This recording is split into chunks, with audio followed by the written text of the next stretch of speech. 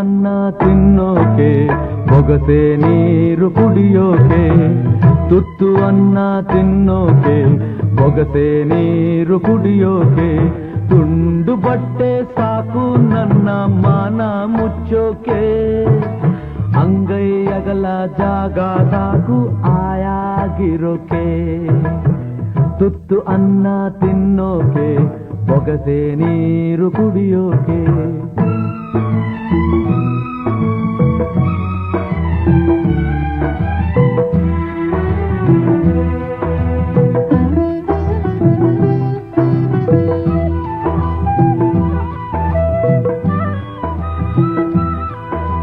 ಕಾಡ್ನಾಗೊಂದು ಮರವೇ ಒಣಗಿ